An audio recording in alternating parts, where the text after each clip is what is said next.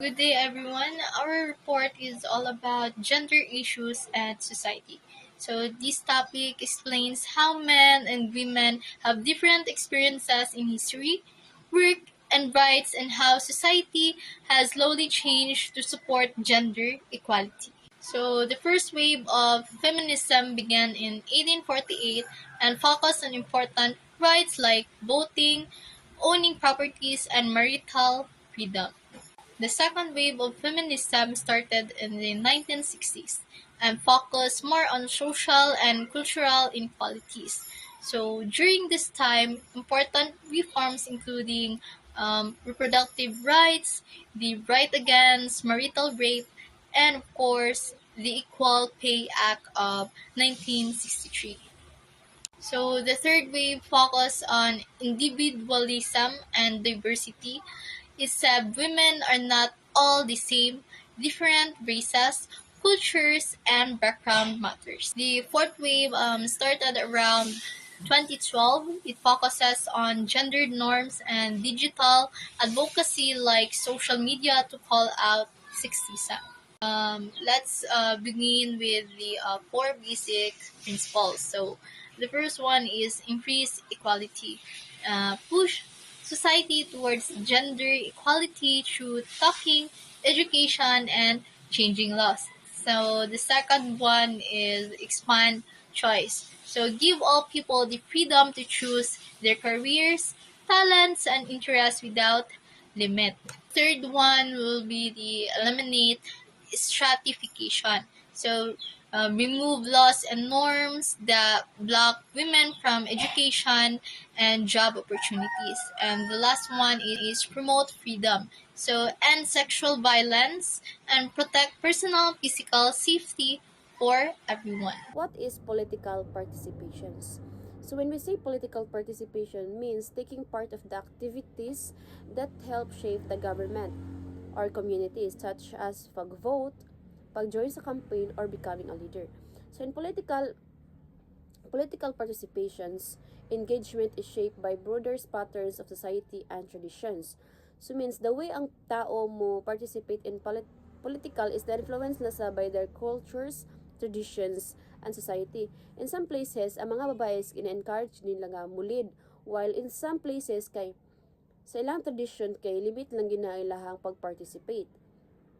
So political participation, economic development is closely linked with egalitarian gender attitudes. So countries with strong economics often support equal opportunities for men and women, including mga politics o mga leaderships. So in political participation po ay sa global enfranchisement has recently reached Saudi Arabia in 2015. So enfranchisement means kay gahatag ta sa tao og rights para mabotar. But in Saudi Arabia, ang mga babae kay gina-allowed lang sila mo vote or mudagan sa mga local elections for the first time in 2015. So 2015 pa sila gi-allowed nga mo botar. So mao gina sa Saudi Arabia ang mga babae is first time nila nakabotar is 2015. So in political participation, the ability to vote amplifies women voices in national decision making. So voting is gina-allowed lang siya sa woman para ma-express ilahang opinion and maka-influence nila sa government decision nga maka-apekto sa tanan. Now, let's proceed to the triple burden. So, triple burden meanings is refers ni siya sa three major responsibilities many people carry at the same times. So, si women, ga-face siya og triple burden which is ang reproductive, productive, and community work. So, many women take care of their families, work to earn money, and also help in community activities. First, let's talk about reproductive. So, reproductive work is mo ni siya ang get care sa mga children o sa household. While si productive work is mo na siya ang kanang hunting job or anang earning income. While si community work is mo ni siya ang voluntaryo lang ta or ga-participate ta in the community programs. Next is ang societal norms create practical constraint to public and political life. So sa mga traditional nga mga belief, sometimes ga-expect sila nga ang woman kay magpuyo lang gyud siya sa balay, making it harder for them to become a leader or join mga mag-apil-apil sa mga politics. Next, let's proceed to the a lack of time often prevent women from joining political organization. So mao gini siya ang isa nga hindrance nga ang isa ka babae is kanang dili gid kay sila maka-participate sa mga meeting tungod sa ilang lack of time. So because of their many responsibilities, women may have little time to attend meeting or participate sa mga politics. So next is ang structural change is needed to support leadership beyond traditional rules. So ang societal and workplace should create a policies that help women become a leaders, such as childcare support and equal opportunities. Next, let's talk about the empowering the youth. So empowering the youth means giving young people the knowledge, confidence, and participation to become a leaders. So empowering the youth exposures the female leaders inspired young women to seek leaderships. So means seeing so makakita ang mga young people or young girls nga naaday kanang na successful nga babae nga na leaders, so ilan na nang motivation sa mga babae para mahimo pud sila na nga kaya pud nila mahimo nga leader. Next is civic educational and training program are crucial for norm change. So katudlo to sa mga young people about leadership rights and responsibilities para makatabang to sila to create a society that value equality. Next is initiative like Running Start foster earlier engagement in politics.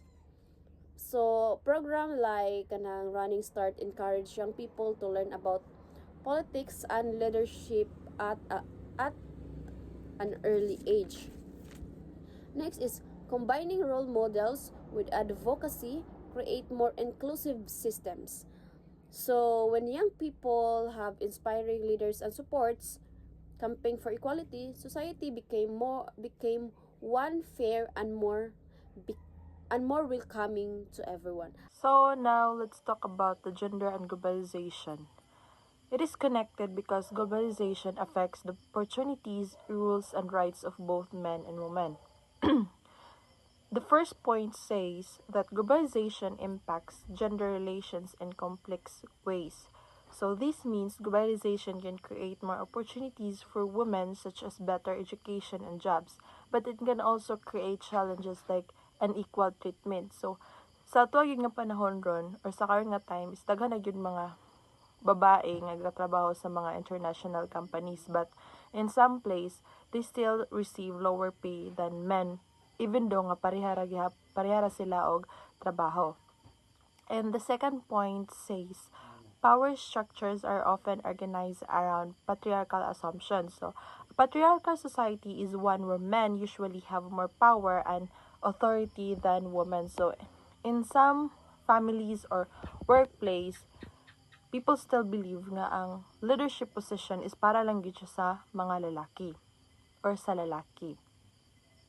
And the third point says that state remains a central institution for defining gender identity. So this means governments create law and policies that protect people's rights regardless of their gender. So for example, mga government nga can pass laws against discrimination to make sure that everyone is treated fairly. And lastly, new social formation offers spaces to undermine traditional hierarchy. So because of social media and technology, people can now speak up for gender equality and support one another. So for example, kita nga mga students, pwede na to gamiton ang Facebook, TikTok, or Instagram, or any kind of social media platforms to spread awareness about respecting everyone's rights. Now, let's proceed into economic dimensions. So, first point says, work performed by women is often given low economic value. So, this means that even though women work hard, their work is sometimes not appreciated or paid fairly. So, even ang woman, nagtrabaho sa same job sa mga men, pero sa nina, bisig pareha sila og trabaho, ang women, still kaka-receive sila og mga mas lower salary sa uban nga mga countries. And the second point says, globalization can lead to labor exploitation and lack of job security. So some companies may pay worker low wages or require them to work long hours. So example for this is kanang mga factory worker nga ga-overtime every day. But still ilang sweldo na is gamay kaayo. They still receive a low salary. And the third point says market policies should promote gender equality. So mga companies should give equal opportunities, equal pay, and fair treatment to everyone. So men and women should both have the chance to become manager if para sila naa na nga skills and qualification, if para nila deserve ang position nga manager. And lastly, technology offers new tools for organizing and advocacy. So the internet helps people raise awareness and support important causes. So example, kita nga mga students, pwede ta mag-create of online campaigns promoting for equal opportunities for everyone regardless of. Now let's talk about the global force for rights. So human rights are the basic rights and freedoms that every person should have, regardless of gender, race, or nationality.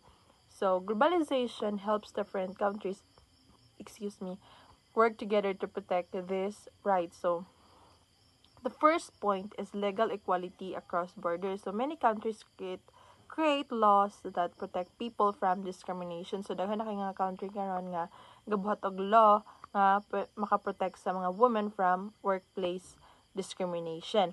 And the second point is strategic global coalitions. This means different countries and organizations work together to solve global issues. So for example is organization like United Nations, ga-encourage sila og mga naring country para mag-promote og gender equality. And the third point is strengthening local skills. So through globalization, people can learn new knowledge and skills from around the world. So students can take free online courses from international university para ma-improve ang mga skills nila or skills sa usa ka students. And lastly, digital connectivity for change means people use the internet to spread awareness and support important causes. So, for example, students often use a hashtag or social media campaigns to encourage respect, equality, and human rights. So, that would be all. Thank you.